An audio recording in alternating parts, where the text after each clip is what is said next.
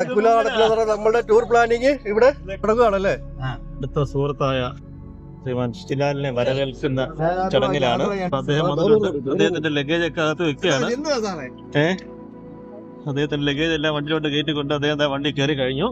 Hi friends, കൂട്ടുകാരൊപ്പമുള്ള ഒരു യാത്രയിൽ സന്തോഷ നിമിഷങ്ങൾ നിങ്ങളുമായിട്ട് പങ്കുവെക്കാൻ ഞാൻ ആഗ്രഹിക്കുന്നു. കൊടൈക്കനാലിലേക്കായിരുന്നു ഞങ്ങളുടെ യാത്ര. ഇടയ്ക്ക് വഴിയിലൊക്കെ നിർത്തി ഭക്ഷണമൊക്കെ കഴിച്ചുള്ള യാത്രയായിരുന്നു. നൈറ്റ് ഡ്രൈവിംഗ് ആയതുകൊണ്ട് ഭക്ഷണമൊക്കെ കഴിച്ച് വീണ്ടും യാത്ര തുടർന്നു. പിന്നെ നൈറ്റ് ഡ്രൈവ് ആയതുകൊണ്ട് മിഡ് നൈറ്റ് ആയതുകൊണ്ട് വീണ്ടും കട്ടൻ ചായയും ഇച്ചിരൊക്കെ കഴിക്കാനായിട്ട് ഞങ്ങൾ അടുത്തുള്ള കടകളിൽ നിർത്തുകയും ചെയ്തു. കാട്ടുള്ളി എടുത്ത കാട്ടുള്ളി നേരെ നേരെ നേരെ മൂക്കിന്ന് ഇപ്പൊ എല്ലാവരും ചാടും. ഒരു മിനിറ്റ് ഉറപ്പിച്ച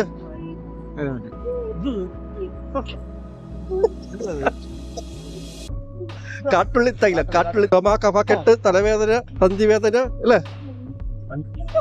മിഡ് നൈറ്റ് ആണ്ട് എല്ലാവരുടെ ഉറക്കങ്ങളൊക്കെ പോയി ഞങ്ങൾ കൊച്ചു വർത്തമാനങ്ങളൊക്കെ പറഞ്ഞ് വീണ്ടും അവിടുന്ന് യാത്ര തുടർന്ന് കൊടൈക്കനാലിലേക്ക്. നമ്മുടെ ഓരോരുത്തരുടെ ജീവിതത്തിൽ യാത്ര ഏറ്റവും അനിവാര്യമായ ഒരു കാര്യമാണ്. നമുക്ക് ജോലി തിരക്ക്, മെന്റൽ പ്രഷർ, മറ്റു പ്രശ്നങ്ങളിലൊക്കെ വരുമ്പോൾ നമ്മൾ ഏറ്റവും അടുത്ത ആത്മാർത്ഥ സുഹൃത്തുക്കളായിട്ട് ഷെയർ ചെയ്തതിനു ശേഷം അവരുമായിട്ട് ഒരു യാത്ര പോവുക. ആ യാത്രയിൽ കാണുന്ന കാഴ്ചകൾ അവരുമായിട്ട് സ്പെൻഡ് ചെയ്യുമ്പോൾ നമ്മുടെ മനസ്സും കാമും കൂളുമായി നല്ല നമുക്ക് ഫ്രഷ്നെസ് ആവാൻ നമുക്ക് ഏറ്റവും നല്ലൊരു മാർഗം യാത്രയാണ്. ഓരോ വ്യക്തികളും നമുക്ക് പറ്റുമെങ്കിൽ വർഷത്തിൽ 1-2 വർഷത്തിൽ യാത്ര പോകുന്നത് ഏറ്റവും നല്ലതായിരിക്കും. ഒരാൾ പറഞ്ഞുകൊണ്ട് മാത്രം നമുക്ക് ഒരിക്കലും ഒരു യാത്രയെക്കുറിച്ചോ ഒന്നും ഇതാവില്ല. അത് അനുഭവിച്ച് തന്നെ അറിയേണ്ട ഒരു കാര്യമാണ്. ഞാൻ എൻ്റെ അനുഭവം വെച്ചിട്ട് പറയാണ്, നിങ്ങൾ യാത്ര പോകണം. അത് എവിടെ ആയിക്കോട്ടെ, നമ്മൾ തൊട്ടടുത്തെങ്കിൽ തൊട്ടടുത്ത് നമ്മളെ കൊണ്ട് പോകാൻ പറ്റുന്ന സ്ഥലത്ത് അവിടെ ഒരു യാത്ര ഒരു ദിവസം ഫുള്ള് ഒന്ന് പോയി കഴിഞ്ഞാൽ മൈൻഡ് നല്ല രീതിയിൽ ഫ്രഷ് ആവുകയും ചെയ്യും. ഞാനങ്ങനെ വലുതായി ട്രാവലിംഗ് വീഡിയോസ് ഒന്നും ചെയ്തിട്ടില്ല. പക്ഷേ ഈ വീഡിയോയിൽ ചെറിയ കുറ്റങ്ങളും കുറവുകളും ഉണ്ട്. പിന്നെ എൻ്റെ വോയിസ് വളരെ ഇച്ചിരി പ്രശ്നമാണ്. കുറച്ച് ദിവസം കൊണ്ട് എനിക്ക് വയ്യായികയായിരുന്നു. അപ്പോൾ അതൊന്ന് മാറി വന്നപ്പോൾ ഞാൻ കുറച്ച് ദിവസമായി ഈ വീഡിയോ എടുത്ത് വെച്ചിട്ട് അത് എഡിറ്റ് ചെയ്ത് വെച്ചിട്ട് ഒന്ന് വോയിസ് ഓവർ ഇടാൻ പറ്റാത്ത സാഹചര്യമായിരുന്നു. കൊടൈക്കനാലുള്ള യാത്ര ഞങ്ങൾ റൂമൊക്കെ നിർത്തി ഓൺലൈൻ വഴി ബുക്ക് ചെയ്തിട്ടായിരുന്നു. പക്ഷെ അവിടെ എത്തിയപ്പോഴത്തേക്ക് നമുക്ക് കിട്ടിയ റൂം എന്ന് പറഞ്ഞാൽ ചെറിയ റൂം, നമുക്ക് പറഞ്ഞു വെച്ച റൂം അത് വീക്കെൻഡ് ആയതുകൊണ്ട് വേറെ ഡയറക്റ്റ് പോയി എന്നൊക്കെയാണ് അവർ പറഞ്ഞത്. നമ്മൾ ഓൺലൈൻ വഴി നോക്കിയിട്ട് റൂം കിട്ടില്ല. പിന്നെ ഡയറക്റ്റ് നമ്മൾ ഇറങ്ങി കുറേ സമയം ഇറങ്ങേണ്ടി വന്നു നല്ല റൂമിന് വേണ്ടി. ഡയറക്റ്റ് കണ്ടുപിടിച്ച് പക്ഷേ നല്ലൊരു കോട്ടേജ് നമുക്ക് കിട്ടി. അടിപൊളി കോട്ടേജ് ആയിരുന്നു. റീസണബിൾ റേറ്റും കാര്യങ്ങളൊക്കെ ആയിരുന്നു. പിന്നെ ആവുന്നത് വളരെ ലേറ്റായി. നമുക്കൊരു യാത്രയാണ് നമ്മൾ കൂടുതലും ആഗ്രഹിച്ചത്. അപ്പോൾ ജസ്റ്റ് വാട്ടർഫാളൊക്കെ ഒന്ന് കണ്ട് പിന്നെ നൈറ്റ് ഫുഡ് കഴിച്ചു, റൂമിൽ വന്ന് കടന്നു. പിന്നെ രാവിലെ നമ്മൾ എണീച്ചു, ഫ്രഷായി ജസ്റ്റ് പുറത്തിറങ്ങി നമ്മൾ നല്ല ദോശ കിട്ടുന്ന കടയുണ്ടെന്ന് അറിഞ്ഞു. അങ്ങനെ അവിടെ പോയി നല്ല ദോശയും ചൂട് സാമ്പാറൊക്കെ ആയിട്ട് കഴിച്ചു. ഫുഡും കഴിച്ച് കഴിഞ്ഞ് നേരെ അവിടെ നിന്ന് പച്ചക്കറി മാർക്കറ്റിലേക്ക് കയറി പച്ചക്കറി മാർക്കറ്റൊക്കെ കണ്ട് അവിടെ നിന്ന് നേരെ തിരിച്ചു. പിന്നെ ഇറങ്ങി വരുന്ന ഓരോ കാഴ്ചകൾ കണ്ട് നമ്മൾ നേരെ തിരിച്ചു കൊടുക്കും. അതാണ് ഏറ്റവും സുഖം. നമ്മളല്ലാതെ ഈ ഒരുപാട് ആളുള്ളടത്ത് കയറി നമ്മൾ എന്താ പറയാ, അങ്ങനെയല്ല, നമ്മൾ കണ്ടു വരുന്ന ഒരു അതൊരു പ്രത്യേക സുഖമാണ്.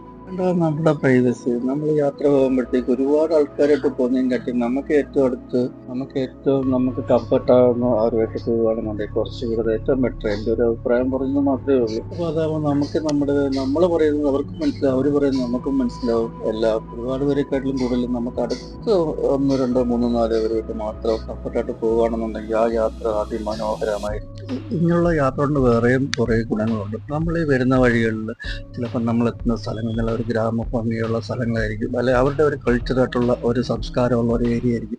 അത് നമ്മളവിടെ ഇറങ്ങുന്നു, നമ്മളവിടെ ഇറങ്ങിയിട്ട് അല്ലെങ്കിൽ നമ്മളവിടെ കടയിൽ ചാവടിക്കാൻ ഇറങ്ങുന്നു, നമ്മളവിടെയുള്ള ആ രീതികളും കാര്യങ്ങളൊക്കെ നമുക്ക് മനസ്സിലാക്കാനും പറ്റും. അവരോട് സംസാരിക്കുമ്പോൾ അവരുടെ ആ രീതി ശൈലികൾ, നമ്മളോടുള്ള സംസാര രീതികളും കാര്യങ്ങളൊക്കെ, ആ സ്നേഹബന്ധങ്ങളൊക്കെ നമുക്ക് മനസ്സിലാക്കാൻ പറ്റും. ചിലപ്പോൾ അവിടെ നിന്ന് നമുക്ക് നല്ലൊരു സുഹൃത്തുക്കളെ കിട്ടിയെന്നിരിക്കാം. അപ്പോൾ അങ്ങനെയുള്ള കാഴ്ചകളും പിന്നെ നമ്മൾ എന്താ പറയുക, അവിടെ ഇറങ്ങിയിട്ട് നമ്മൾ ആ ഗ്രാമങ്ങളിലേക്കാണെങ്കിൽ ആ ഗ്രാമങ്ങളിലേക്ക് ഒന്ന് ഇറങ്ങിച്ചെന്ന് അവരുടെ കാഴ്ചകളൊക്കെ കാണുകയാണെന്നുണ്ടെങ്കിൽ അതും ഒരു നല്ലൊരു അനുഭവമായിരിക്കും.